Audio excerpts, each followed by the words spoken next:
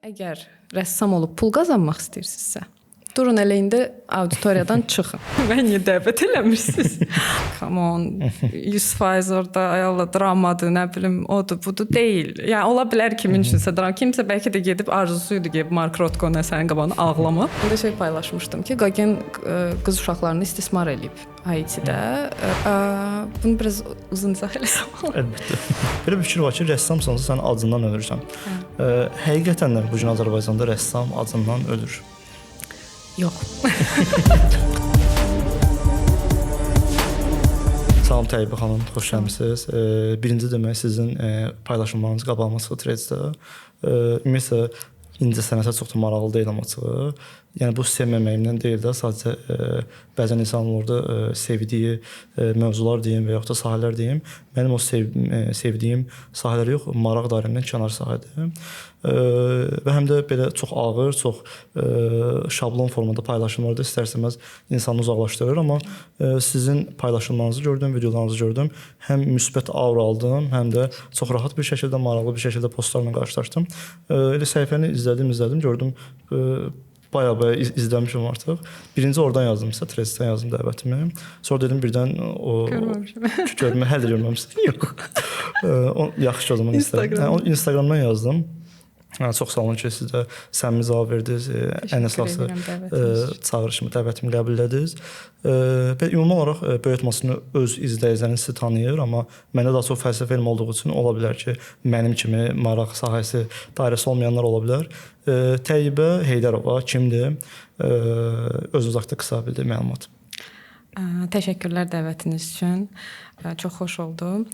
Deməli, mən artıq belə deyək, doğulub əlimə qələm tuta bilən yaşımdan rəssamlıqla məşğul olmuşam və bütün həyatım incəsənətin içində keçib və bir müddət oldu ki, incəsənətdən ümumiyyətlə küsdüm, soyudum. Nə qədər ki, baxmayaraq ki, mənim həm Əzməzimzadə təhsilim var, rəngkarlıq, daha sonra Rəssamlıq Akademiyasında memarlıq təhsili almışam və daha sonra artıq xaricdən qiyabi sənətşünaslıq dərsləri almağa başladım. İncəsənətdən küsmə səbəbi daha sonra danışaram, amma belə indi hal-hazırda sənətşünas kimi fəaliyyət göstərirəm. Daha çox tədqiqat aparıram, sırf qadınların incəsənətdəki rolundan və gender mövzularından incəsənətdə. Və bu mövzuda da maksimum bu mövzunu ümumiyyətlə populyarlaşdırmağı niyəsə özümə bir vəzifə kimi götürmüşəm, bəli. Belə, hal-hazırda bu yöndə çalışıram. Həm də 10 illik marketoloqam. Artıq neçə illərdir mən sosial şəbəkələr, rəqəmsal sahələrdə bir çox layihələr eləmişəm, bir çox markalarla işləmişəm və bu da təbii ki, bloqu daha maraqlı eləməyim üçün çox böyük kömək və dəstək olur. Fürsət yaradır. Bəli. Deməli, ilk öncə bunu bir həm izləyicilər üçün, həm sizin üçün bildirim. Suallarım çox sadə gələ bilər. Niyə görə? Çünki yenə maraq dairəm deyil. Oturum düşündüm ki, mən Təyyibə xanıma nə sual verə bilərəm? Dedim ən yaxşısı özümün birincisi mənə maraqlı gələn suallar verim. Və ikincisi Instagramda bir post paylaşmışdım və izləyicilər nə suallar verə bilər? Onları da belə deyək, bir növ yığdım hamıdan. Bu gün inşallah ümidvaram sıxıcı bir podkast olmaz, maraqlılar hamımız üçün. Deməli ilk sualı bu cür verməli siz dediniz. Azərbaycanda təbii ki, elm mövzuları, fəlsəfə mövzuları onsuz da belə nisbətən daha az izlənir və siz artıq 10 il dediniz, 9-10 il arası incəsənətlə bağlı postlar paylaşırsınız. Yox, postları 2 ildir paylaşıram. Sadəcə həyatım incəsənətin içində oldu. Bu sahədə 9-10 ildir. 2 ildir dediniz misal üçün. Bu 2 ildə belə deyək, Azərbaycanda bu sahə üzrə yenidən fərqliliklərin 2 il əvvəlki məsələn maraqla indiki maraq arasında müəyyən bir fərq hiss olunurmu və yaxud da tam olaraq sizin öz çevrənizdən, yəni ətrafdan, izləyicilərdən belə bir fərq hiss olunurmu? Bəli, bu mən deməzdim ki, sadəcə mənim təsirimdir hətta. Çünki mən ümumiyyətlə bloqu açandan sonra da gördüm ki, insanlarda əslində maraq var, amma incəsənət tam fərqli formada çatdırılıb. Yəni belə bir deyim var ki, incəsənət elita üçündür və hər adam bu incəsənəti başa düşə bilməz. Bu çox çətindir və bu bizim özümüzdə daxili bir qorxu yaradır. Yəni mən özüm belə sənətşünaslığı oxuduğum hardasa 1-2 ilini açıq, rahat gəlib yaxınlaşıb əsəri təhlil etməyə çəkinirdim ki, bəlkə mən nəyisə səhv düşünürəm, bəlkə belə.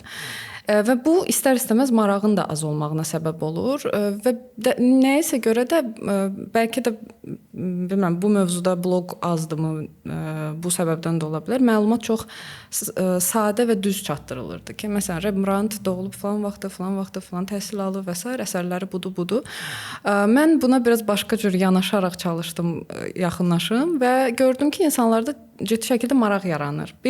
Hətta keçən il bir emalatxana açmışdım və orada bir cəmiyyət yaratmaq istirdim ki, incəsənət adamları birlikdə toplansın, müzakirələr olsun və çox da uğurlu olmuşdu. Çünki həmin yerə sadəcə rəssamlar gəlmirdi. Birinci rəssamlarla başladı. Sonrasında marketoloqlar da gəldi. Əhatəmdəki insanlar gəlməyə başladı. Hal-hazırda fəaliyyət göstərir yoxsa? Yox, təəssüf ki, bağladıq. Səbəb maraqlıdır. Marağınız olmaz. Marağınız olmaz. Bəli. O zaman problem hələ də, yəni tam həll olmayıb. Təbii ki.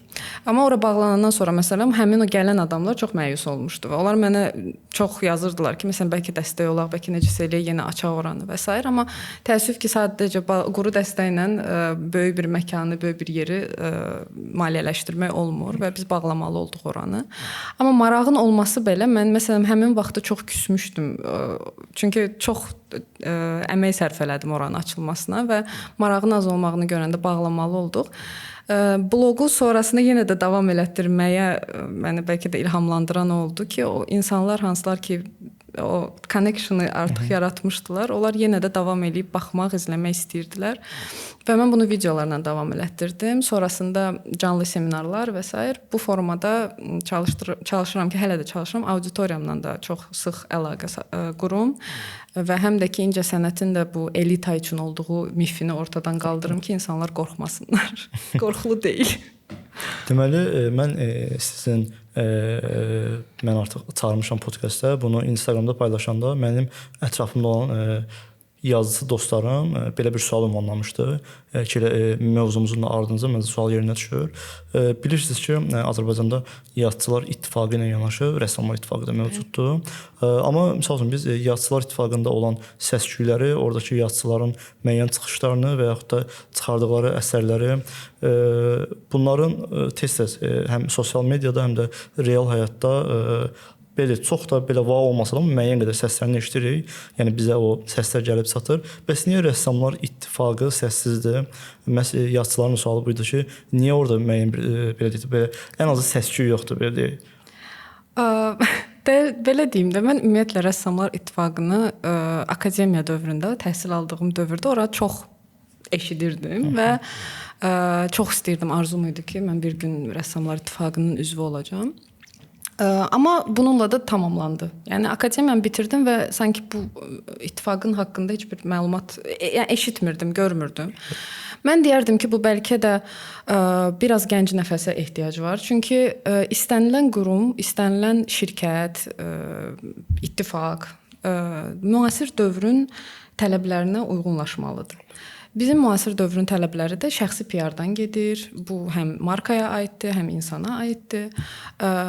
İttifaq özünü PR elədikcə insanlar da ora daha çox müraciət edəcək. Mənim indi müşahidə etdiyim bir şey var ki, müstəqil platformalar daha çox inkişaf eləyir, daha çox təşəbbüslər göstərir və beynəlxalq layihələrlə, beynəlxalq rəssamlarla, yerli rəssamlarla kollaborasiyalar keçirdirlər, müxtəlif rəssamları dəvət eləyirlər, birlikdə simpoziumlar keçirilir. Bunlar daha çox müstəqil platformalardan da qaynaqlanmasının da səbəbi düşünürəm ki, oradakı gənc uşaqların işləməsidir. Çünki o ideyaları dövrümüzün insanları artıq daha yaxşı başa düşürlər. Onlar bilirlər ki, sosial şəbəkədən nəyi necə PR eləmək lazım. Məsələn, adi sərgilər keçirilir. Sərgilərdən mənim belə xəbərim olmur. Və yaxud mən bir influencer kimi, bunu şey kimi demirəm ki, məni niyə dəvət eləmirsiniz? Amma məsələn, məni dəvət eləsələr, mən ora ödənişsiz gedəcəm və mən oranı çəkəcəm, paylaşacağam. Daha çox insan görəcək bunu. Məsələn, mən deyək ki, Rəssamlar İttifaqına bir marka kimi yanaşsaydım ki, 10 il ərzində əlimdən çox marka keçib də. Deyək ki, bu mənim bir müştərimdir, markadır və mənə deyir ki, mənim sərgim olacaq, mən bunu necə PR eləyə bilərəm? Mən təbii ki, bunun bir neçə posterını hazırlayardım, bunu mütləq şəkildə ödənişli reklama qoyardım, maraqlı reellər paylaşardım. İttifaqın içində maraqlı kolab ideyalar, o rəssamı çağır, bundan biraz söhbət elə, nəsə elə və o interaktivliyi sosial şəbəkələrdən o gənc kütləyə ötürərdim ki, o uşaqlar da sabahları maraqla gəlsinlər, o sərgilərdə də iştirak eləsinlər və üzv olmağı da üzv olmaq arzusu akademiya bitirəndən sonra puç olmasın. Bəli. Deməli, mən müəyyən bir ardıcıllıq qurmaq istəyirəm, hansı ki, izləyicilərə sıxılmasın, xaotik bir müzakirə getməsin deyə. Bunun ardınca elə çox önəmli bir sual. Misal üçün, hal-hazırda Azərbaycanda, misal üçün, bir insan əgər rəssamlığı bitirirsə, həm ailədən, həm cəmiyyətdən belə bir şablonlaşmış mı deyim, ya həqiqəti mi deyim, bilmirəm, indi bunu sizdən öyrənəcəyik. Belə bir fikir var ki, rəssamsansa sən acından ölürsən. Həqiqətən də bugün Azərbaycanda rəssam acından ölür. Yox. Qısa cavab yox. Yox, izah eləyəcəm niyə və hətta bayaq sizlə müzakirə elədiyimiz bir məsələ, o dediyim kimi İncəsənət Universitetində məni bir neçə korifey sənətçi ilə dəvət eləmişdilər. Ad çəkməyəcəm. Hər birinə hörmət eləyirəm. Amma orada belə bir mövzu oldu. Təsəvvür edin ki, auditoriyada bir çox uşaqlar oturublar bizim qarşımızda və biz danışıb əslində məqsəd də o uşaqları, yəni gələcəyin rəssamlarını ilhamlandırmaqdır ki, onlar rəssam olmaq istəsinlər. Və orada bir korifey sənətçilərimizdən biri dedi ki, bütün auditoriyaya ki, əgər rəssam olub pul qazanmaq istəyirsinizsə, durun elə indi auditoriyadan çıxın. Auditoriyanın yarısı durdu, çıxdı, getdi. Həqiqətən. Bəli. Sonra artıq mikrofonu mən əlimə alandan sonra, çünki nəyə görə də onu mən demirəm ki, mən daha çox bilirəm. Mən demək istəyirəm ki, mən o uşaqları hiss edirəm. Çünki vaxtilə mən akademiyada oxuyanda mənim ehtiyacım var idi ki, məni kimi biri gəlsin, məndən danışsın. Mən biraz ilhamlanım və mən düşünməyim ki, mən görsən emalatxanamı necə ödəyəcəm, mən görsən hardan pul tapacağam ki, biraz boya alım ki, rəssam olmaq çox bahalı işdir. Və orada daha sonrasında PR haqqında danışmışdım.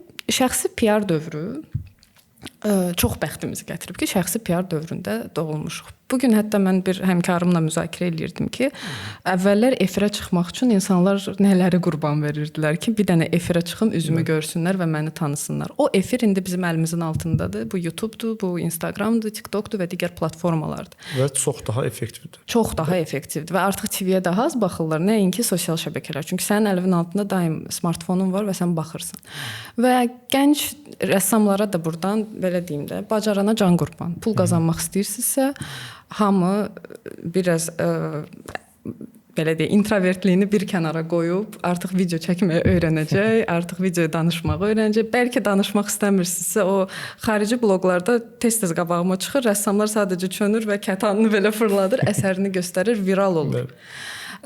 Milyonlarla kütlə görür. Xaricə çıxmaq imkanı var. Yəni sən o reklamı, o bir dənə video ilə sən qlobal bazara düşə bilərsən və səni bienallar, müxtəlif tədbirlərə, bienallara dəvət eləyə bilərlər, simpoziumlara dəvət eləyə bilərlər. LinkedIn çox gözəl platformadır. Oradan uğurlu simpoziumları, layihələri paylaşmaq. Yəni əlimizdə olan çox yaxşı alətlər var və biz o alətlərdən istifadə eləmirik. Sonra da deyirik ki, rəssamlar acından ölür. Bəlkə bu alətləri bilmirik, fərqində deyilik. Yəni siz demiş, misal üçün hal-hazırda həm rəssamlıq belə deyək, ittifaqında olsun və yaxud akademiyada olsun, həmin o yaşlı nəsil özləri buna aludə deyil deyə, məhz həmin o gənc nəsli də istiqamətləndirə bilmirlər. Sanki bir qədər problem yenə də işin kökü gedir, təhsilə gedir. Təhsildə sanki bir qədər müəyyən sıxıntılar var, boşluqlar var.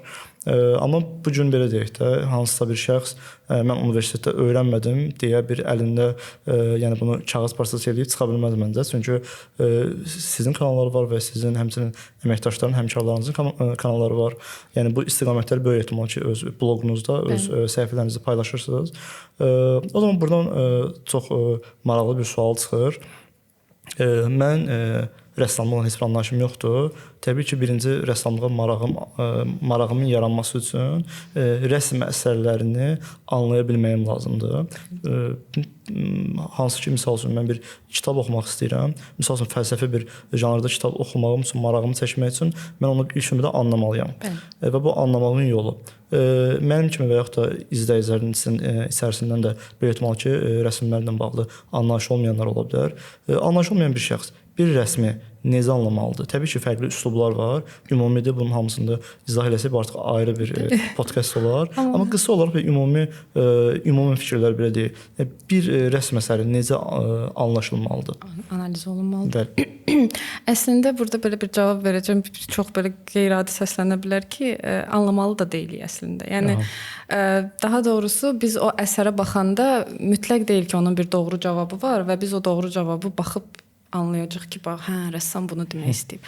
Ümumiyyətlə, xüsusilə də müasir dövrdə, konseptualizmin gəldiyi bir dövrdə əsər birbaşa izləyici ilə rəssamın dialoquna çevrilir. Yəni mənim baxdığım bir əsər məndə bir travmanı oyada bilər və mən ona baxıb məsəl üçün təşviş hiss eləyə bilərəm. Yanımda gələn insan tamamilə sakit ona baxıb və başa da düşə bilməz ki, sən nəyə görə belə hiss elədin. Məsələn, Mark Rothko'nun sadəcə svetovoy polye ilə rəng sahələrindən ibarət əsərləri var və o əsərlərin qarşısında insanlar bəziləri trans vəziyyətinə düşür, bəziləri saatlarla oturur, baxır və göz yaşlarını saxlaya bilmir. Çox adam buna lağlağa ilə yanaşır ki, bu come on, 100% orada ayaqla dramadır, nə bilim, odur, budur, deyil. Yəni, ola bilər kimin üçünsə drama, kimsə bəlkə də gedib arzusuydu ki, Mark Rothko'nun əsərin qabağına ağlamaq.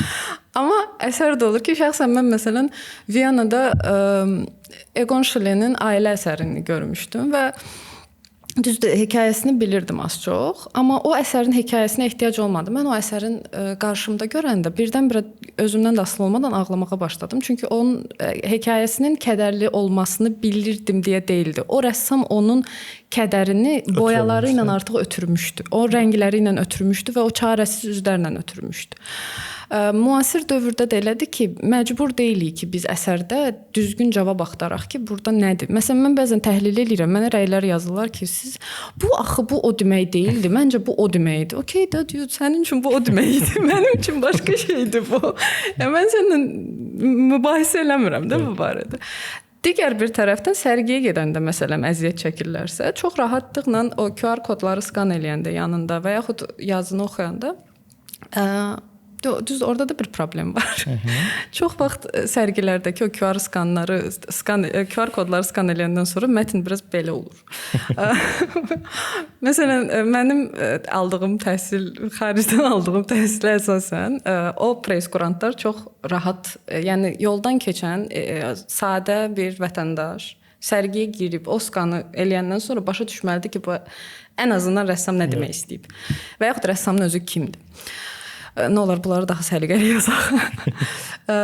Və yəni o fəlsəfi çox çətin yazılmalı deyil də. Bizim məqsədimiz insanları çaşdırmaq yox, izah eləməkdir.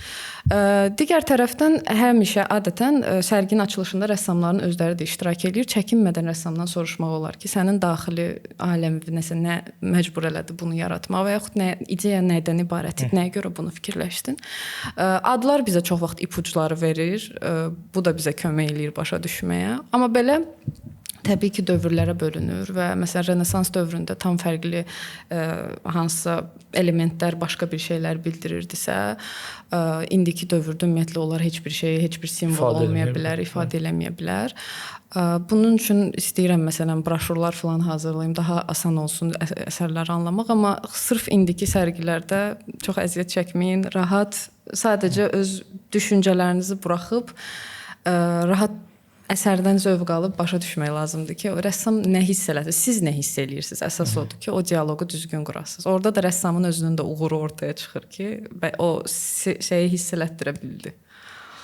Yəni özündə olmayanı da bəzən hiss etdirmək əslində uğurdur da demək istəyirsiniz. Və burada belə bir sual verim. Bəzi rəsm əsərləri, xüsusilə də bu üslublarını deyə bilməyəcəm, mən deyim, bəlkə siz yardım edəsiniz. Müasir üslubda hansı ki, misal üçün heç bir məna ifadə etməyən, mənə görə də ən azından. Konseptualizmi deyirsiniz. Konseptualizmi, eynən. Burada mənə belə bir sual gəlmiş ki, əgər bir rəsm əsərini misal üçün heç kim anlaya bilmirsə və yaxud ən azından çoxunluq, yəni anlaya bilmirsə, bu o zaman həqiqətən də uğurlu rəsm əsəri hesab olunurmu? Və ümumiyyətlə rəsm əsərinin uğurluluğu məsələn anlaşılanlığı ilə ölçülür meyarı, düzgün meyardır yoxsa? Yox, elə olsaydı Van Gogh məncə indi məşhur olmazdı. Çünki bəzi rəssamlar zamanını qabaqlayır. Ümumiyyətlə rəssam olmaq biraz da filosof olmaqdır elə. Mənə bəzən rəylər gələndə rəssamlardan necə izah edeyim onu? Məsələn, mənəvi dəyərlər haqqında bir video paylaşırsan və hər hansı bir rəssamdan o mənəvi dəyərə çox zidd bir şey gəlir.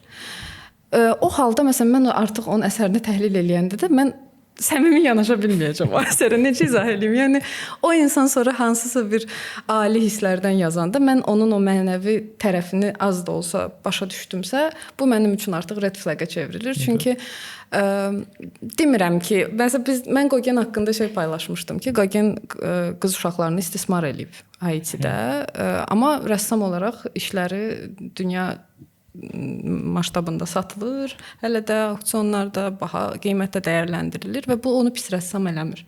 Bu onu pis insan eləyir. Və mənə bunu məsələn şey eləmişdi ki, maqazin xəbəri deyil bu. Siz rəssamdan danışırsınız. Mənə önəmlidir.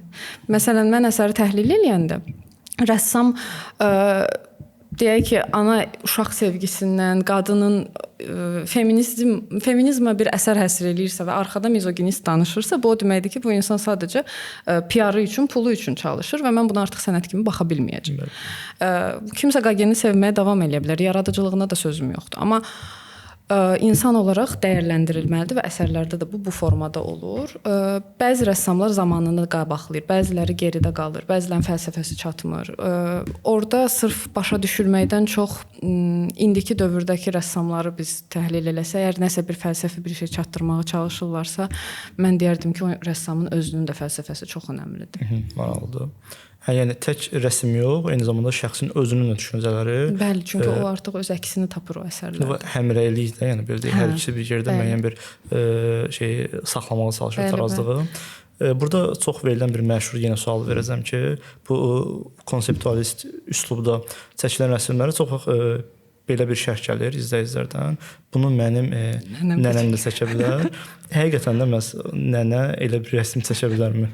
Təbii ki, bunu zarafat olaraq deyirəm. Sadəcə yəni demək istədiyim, bu həqiqətən də misal üçün də indi rəsmin adını unutmuşam bəlkə. Rənglərin içərisində olan kvadratlar seçilir. 3-4 rəngin bir-birinə. Kubizmi deyirsiniz? Aha, bəli. Bildiyimiz o iç-içə olan kublar fərqli rənglərdə. Məsələn, bunu deyir ki, mən də seçə bilərəm. Həqiqətən də yəni burada məqsəd sadəcə sadə bir rəsm demək, yoxsa bunun altında yatan bir önəmli bir fəlsəfə mi var, yoxsa necə? Bunu biraz uzun izah eləsəm. Əlbəttə.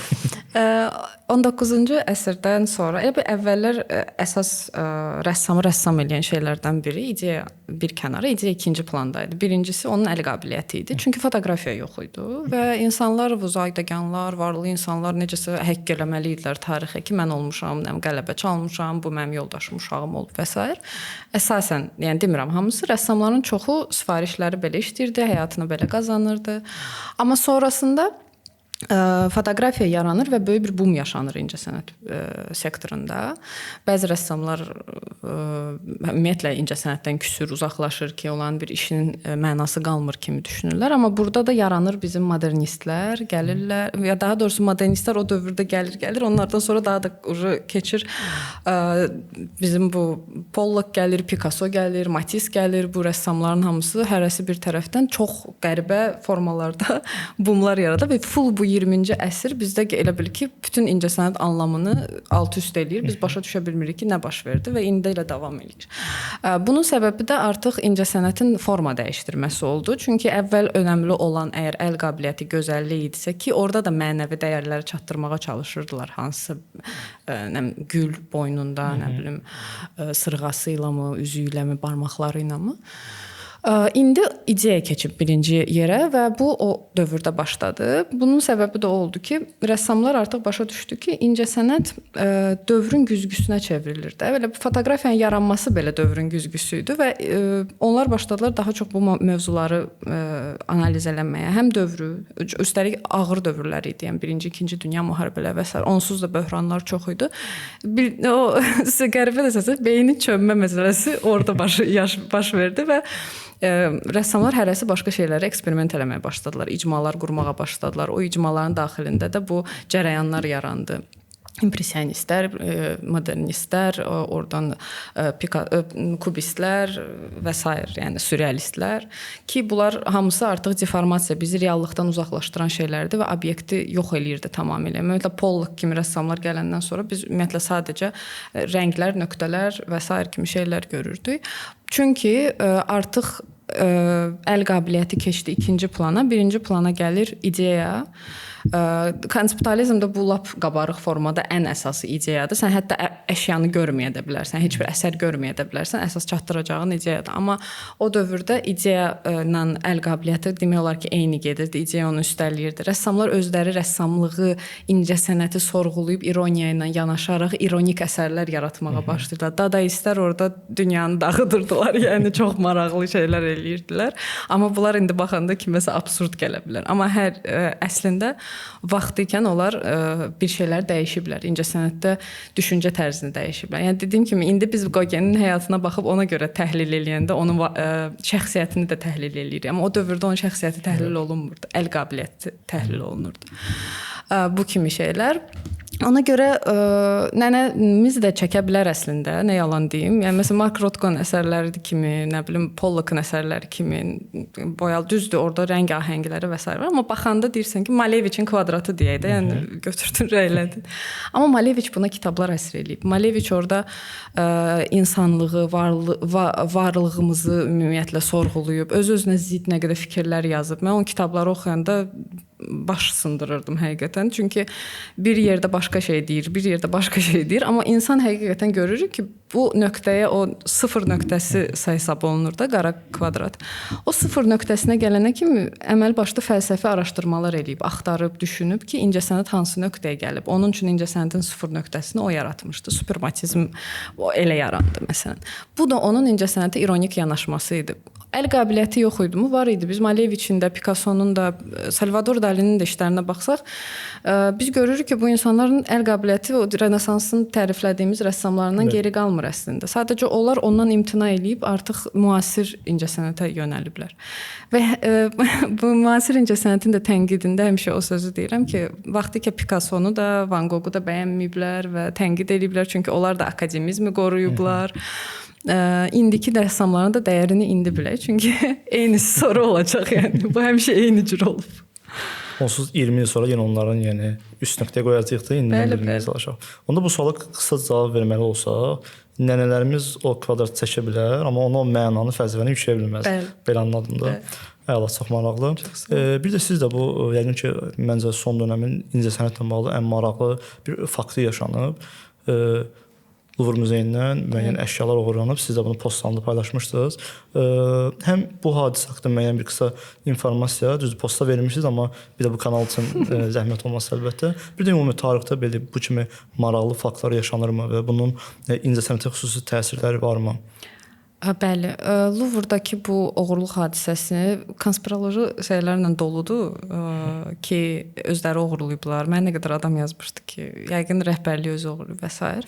Yox, bilmirəm, yəni bəlkə də elədir, amma mənim inandığım belə bir şey var ki, çox əsər sevən, ciddi şəkildə bu cür əsərlərə dəyər verən, artıq fanatik bir vəziyyətə çatan kolleksionerlər var. Mən düşünmürəm ki, o zinət əşyaları oğurlanıb, deformasiya olunub, qırılıb və daha sonrasında hissə-hissə satılıb. Mənə elə gəlir ki, bu 100% hansısa kolleksionerin artıq evində hardasa əşyasıdır. Bəli, əşyasıdır. Fransanın tarixi oğurlandı. Bunu yəni simvolik olaraq elə də adlandırdılar. Çünki onların tarixinə aid çox dəyərli zinət əşyaları idi. Hamısı Napoleon dövrünə aid. Və bunun təsiri varmı? Ümumiyyətlə, bir də ən konspiroloji şeylərdən biri də oydu ki, Louvre özünü reklam eləmək istəyir.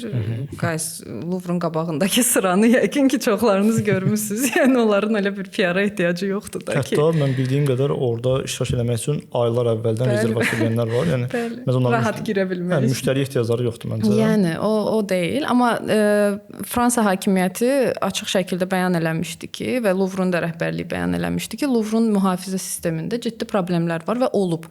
1911-ci il idi, səhv eləmirəmsə, Louvre-dan Mona Lisa oğurlanmışdı və Mona Lisa o dövrə qədər, o tarixə qədər o qədər də wow bir əsər deyildi. Yəni wow idi, yəni Da Vinci-nin əsəri idi. Da Vinci daha çox yaxşı alim olub, bunu da qəbul eləyək.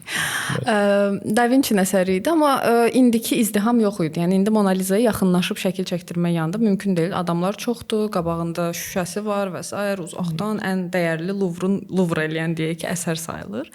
Amma o da bir zamanlar bir İtalyan oğru tərəfindən oğurlanıb İtaliyaya aparılmışdılar və bu çünki o düşünürdü ki, bu əsər İtaliyaya məxsusdur və illər sonra onun evində tapılmışdı Mona Lisa. Louvre-un əməkdaşı olaraq çox rahat şəkildə girmişdi. Əsəri belə rahat qolunun altına qoyub qaçmışdı. İndi də bunun olması təcrübə olmadı və o dövrdə də artıq Mona Lisa tapılandan sonra Louvre ondan sonra lap çox başladı mühafizənin üstünə düşməyə ki, biz bunu eləyirik, bunu eləyirik. Amma ki, çox böyük birincisi sahədir. Və o skandal da çox böyük skandal idi. Mona Lisa bununla PR olundu. Mona Lisa daha da məşhur əsərə çevrildi. Hamı Mona Lisa'dan danışırdı. Kitablar həsr olundu, nə bilim, masonlar və s. hər tərəfdən müxtəlif şeylər gəldi, konspirologiyalar ki, nəyə görə bu Mona Lisa oğurlandı ki, bunu sevirik, bunu eləmək. Amma özünə çörək tapdı da verdi. Və Mona Lisa tapıldı, amma mən düzü inanmıram ki, o zinət əşyaları tapılacaq və Louvre-da tez-tez olur oğurluqlar və təkcə Louvre-da da deyil, muzeylərdən oğurluqlar olunur. Sadəcə Louvre bunların arasında ən belə PR olunmuşu və tanınmışıdır. Və mühafizəsinin də zəif olduğunu hamı bilir deyə daha da böyük skandala çevrilir. Əslində mən bu oğurluq faktı ilə bağlı araşdıranda siz demiş belə bir şərh gördüm ki, o 1911-ci ildə həmin o əsər oğurlanandan sonra Mona Lisa belə deyək, müəyyən bir həm maddi olaraq qiyməti qalxdı, həm də həm Louvre muzeyinin özü, həm həmin rəsm əsərinə böyük bir maraq yarandı. Əslində indiki oğurluq da buna əlaqələndirilir. Təbii ki, bu bildiyimiz kimi, yəni ciddi elmi bir və yaxud da xüsusi bir ciddi araşdırma işi deyil, sadəcə şayiələrdir. Bəs sizin mənə subyektiv fikriniz maraqlıdır. Siz özünüz dediniz ki, mən bir ara, bilmirəm, indi rəsm əsərləri çəkirsiniz yoxsa? Yox. Indi çəkmirsiniz. Çəkdiyiniz zaman hansı üslubda çəkməyi sevirdiniz və indi sadəcə subyektiv olaraq hansı rəsm əsərlərini təhlil etməyi sevirsiniz? Yəni bu sizə daha maraqlı gəlir. Düzü oxuduğum dövrdə məni tanış eləməmişdilər performans sənəti ilə, məsələn, video art və s. bu kimi şeylərlə. Və mən memarlıq, sırf bakalavr memarlıq oxumuşdum. Yadımdadır ki, 2-ci kursdan sonra biz artıq əllə işləməyi dayandırandan sonra mən ümumiyyətlə marağım getdi, itdi, yoxa çıxdı ki, biz kompüterə keçdik. Amma məsələn o dövrdə çox sevirdim əllə işləməyi. İndiki dövrdə düşünürəm ki, yenidən yaradıcılığa qayıtsam, yəqin ki, bu video art və performans sənəti olacaq. Düzdür, bunlar hər ikisi belə deyək, satılsa heç nə qazanmayacaqsan tərzində, satılmayacaq təbii ki. Şeyindədir. Məsələn, ona elə yanaşmıram biraz. Düşünürəm ki, daha rahat ifadə olunur. Ona görə video art və performans əsərlərində daha çox hisslər yaşayıram. Bəlkə də daha rahat görürəm deyə o vizual baş verənləri. Düzdür, video art və performanslar elə olur ki, Çox üzr istəyirəm, video art nədir? Yəni o incə sənətin o şəklin çəkilməyinin video alınması yoxsa necə? Yox, video art, məsələn, Bill Viola kimi rəssamlar var, sənətçilər var ki, video formatında müxtəlif əsəri elə bir ki, sadəcə hərəkətli video formatında verirlər də, ideyaları video formatında olur. Məsələn, Bill Violanın özünün avtoportretini görmüşdüm mən bir qalereyada, deyəsən səhvimiz İtaliyadaydı. Suyun altında videodur sadəcə və onun fotosudur suyun altında.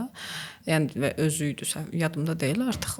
Məsələn, o avtoportretə fərqli bir yanaşmadır da. Bu insan öz yaradıcılığının növünü bir növ öz avtoportretinə qatmışdı. Ona görə video art daha rahat və xoşuma gələn tərəfidir.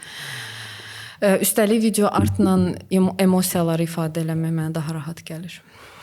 Deməli, bu video art süni intellekt sayılır, yoxsa necə? Yoxsa bu həmin şəxsin belə deyək də elektron formada öz rəsm əsərini yaratmağıdır? Süni intellekt dövrünə qədər video art video art idi. Düzü, yəni sırf bu media şeyi kimi gedirdi də, çəkiliş olunurdu, üzərində montajlar gedirdi, nələrsə dəyişdirilirdi. İndi süni intellekt dövründə mən deyərdim ki, reklam xarakterlilər təbii ki, aid deyil, amma süni intellektdən istifadə edib hər hansı video art eləyən əsər, əgər bir rəssam süni intellektdən də istifadə edir və bunu öz ideyasına qatırsa və s. təbii ki, bu əsər olaraq da qalır. Üstəlik indi rəqəmsal incəsənət də var artıq, bu NFT və s. Yəni bunların hamısı belə deyək, AI-yı da qatmaqla bunlar bir-birinə qloballaşır və çoxalır. Buna da biraz kinayəli yanaşma var, amma düşünürəm ki, sonrasında peşman olacaq, gecikirik deyə. Əslində niyə bu sualı verdim? Çünki bu süni intellektin bizim həyatımıza girməsi ilə bəzi peşə sahibləri var ki, deyir süni intellekt bizim işimizi öldürdü, biz işsiz qalacağıq. Rəssamlarda belə bir ümumiyyətlə sıxıntı var, yoxsa siz demiş, yəni müasir dövrün tələbi süni intellektdir, artıq rəssamlar da bundan ayaqlaşmalıdır. Bəli. Siz böyük ehtimal ikinci tərəfdəsiniz. Bəli. Bəli. Necə ki, fotoqrafiya çıxanda kimsə işsiz qaldı, kimsə özü seçdi işsiz qalmağı və uzaqlaşdı yaradıcılıqdan, çünki onun yəqin ki, beyin resursumu deyim və yaxud həvəsimi deyim, şey eləmədi, davam eləmək üçün ona motivasiya vermədi. Amma süni intellekt dövrümüzün fotoqrafiyası kimi bir şeydir. Yəni bu bizim üstəlik biz konkret texniki boomlar dövründə yaşayırıq da. Kompüter yarandı, daha sonra nə bilim telefonlar, smartfonlar və üzərinə də AI yarandı və süni intellekt əksinə işi asanlaşdıracaq formada əl tutur bizə. Biz ona düşmən olmaq əvəzinə əl-ələ gedib yolumuzu birlikdə davam elətdirməliyik. Mən bunu həmişə deyirəm və nə qədər geri qalsaq biz bu deyək ki, texnoloji yeniliklərdən biz o qədər də gəlir baxımından geri qalırıq, biz o qədər dünya görüşü baxımından geri qalırıq. Çünki mən məsələn marketoloq olaraq AI-yı başqa cür istifadə edirəm. Sənətşünas olaraq AI-yı tam başqa cür istifadə edirəm. Rəssam olaraq da necə istifadə edəcəm, onu da bilirəm ki, mən rəssam olaraq tam fərqli cür istifadə edəcəm. Yəni hər bir tool bizə fərqli formalardan əl tutur. Bəlkə bizim pulumuza da qənaət eləyir hardasa. Ona görə deyərdim ki, dost kimi yaxın, əl-ələ AI ilə davam eləmək lazımdır. Son sualımı verim. Çünki suallar yəqin ki, çoxdur. Sadəcə bir podkastda sığdırmaq olmur. Ardını ümidvaram ki, ikinci dəfə əgər zaman olarsa, uyğun olarsaq eləyərik. Bizim deməli bu podkast layihəsində hər zaman sonda işlətdiyim bir ifadə var, yenə işlədirəm. Bizim ümumiyyətlə tək problemimiz hansı ki, bu 19-cu əsrdən, 20-ci əsrdən gələn bir problemdir. Hər kəs problemi ifadə eləyir, görür, amma heç kim həll yolu vermir. Mən hamıya bu sualı ünvanlayıram ki, okey, yaxşı izah elədim, danışdım, problemləri kimisə üstünə atdın və yaxud da öz üstünə götürdün. Amma önəmli olan bir sual var ki, hamının məncə cavablamanın olduğu bir sualdır. Yəni bunu sadəcə bir mülayim formada sual verirəm. Yəni yanlış anlamayın təbii ki. Bütün bu problemləri gördük, gəldik. Siz də çox yaxşı şəkildə ifadə elədiniz. Bəs son olaraq nə edək? Birincisi oxuyaq. Əsas budur. Yox, belə deyim, mən dəfələrlə təhsil mövzusunu açmışam və heç vaxt belə məni dəvət eləyəndə də universitetlərə falan mən buna görə çox ödəniş falan heç vaxt almıram. Çünki təhsil çox svitoyevdə belə belə bir şeydir ki, uşaqların o dövründə düzgün yanaşma olmalıdır, düzgün təhsil olmalıdır. İncəsənət sahəsində də, digər sektorlarda da. Biz marketinq sektorunda da işləyəndə başa düşürük ki, o belə incəsənət, o da incəsənətlə bağlıdır. Digər sektorlarda da. Məsələn, adi insan mühəndisdirsə belə, onun da yaradıcı baxışı onu daha çox qabağa aparacaq da. Bu yaradıcılığı inkişaf elətdirməyin özü incəsənətə sevgini istər-istəməz yaradır. Bir də rusların nasmotrin istədiyi bir şey var, zövq yaradır. İnsan daha çox baxır, daha çox öyrənir və s. Dəyişməli olan şeylər gənc nəslə daha çox yer verilməsidir. Çünki mən bilirəm ki, sırf incəsənət sektorunda ciddi şəkildə ecizm var. Və gənc rəssamların əsərlərinin dəyərləndirilməsindən tutmuş sifarişlərin onlara çatmasına qədər, tenderlarda iştiraka qədər ədalət olmalıdır, ədalət bərqərar olmalıdır. Və bundan əlavə şirkətlərə mən hətta bir çıxışımda demişdim ki, şirkətlər çox laqeyd yanaşır incəsənətə. İncəsənət bizim mədəni irsimizdir, kodumuzdur və burada da hətta mən sevmirəm çox müasirliyə qaçanda ki, qərbləşək. Məsələn, mən öz koloritimizi qoruyaraq o incəsənəti qərbə tanıtmağı üstün tuturam. Məsələn, bu şeyləri birincisi bizdə vətən və bizim vətənimizdəki olan o incəsənətə və hər bir ornamentimizə sevgi aşılanmalıdır. Bu bir.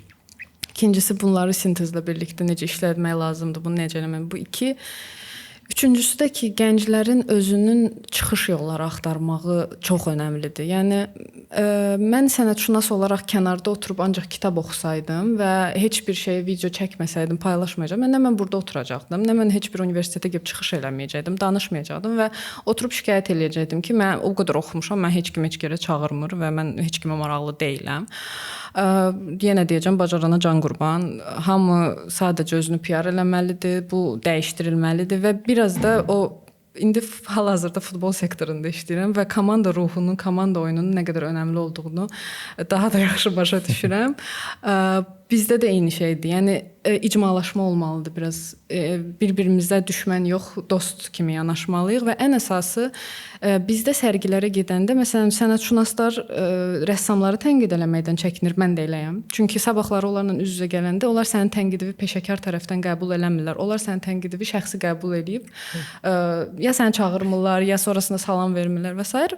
Və təəssüf ki, bu cür şeylər bizim icmalaşmağımızı və bir-birimizdən problemləri müzakirə edib daha da inkişaf eləməyimizin qarşısını alır ki, bu inkişafa aparmır.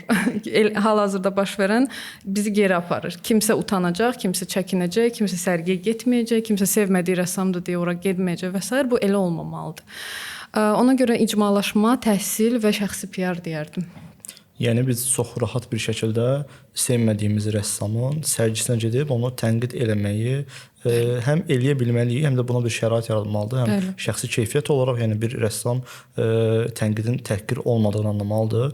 Bu təbii ki, incəsənətdə deyil, demək olar bütün Azərbaycandakı sahələrdə eyni problemdir. Üz-üzə gəlirik sabah. Eynən, sabah üz-üzə gəlirik. Çörək kəsirik. Bəli, bəli. Və çox maraqlı bir nüans var ki, mən bu verilişə çağırdığım bütün qonaqların sondakı sözü bu oldu ki, oxumaq lazımdır. Yəni bu çox önəmlidir həqiqətən də. Mən görürəm ki, çünki fərqli sahələrdən çağırmışam.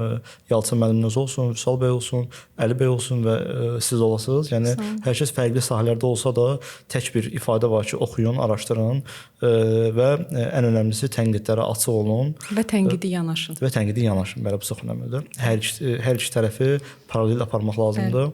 Bir daha mən çox sağ olun Teybə xanım, həqiqətən xoş oldu mənim üçün. Mənə də çox xoş oldu. Maraqlı keçdi. Son sözləriniz varsa deyin. Yox, təşəkkür edirəm dəvətiniz üçün. Çox maraqlı oldu. Çox sağ olun. Minnətdaram. Görüşənədək. Sağ olun, görüşənədək.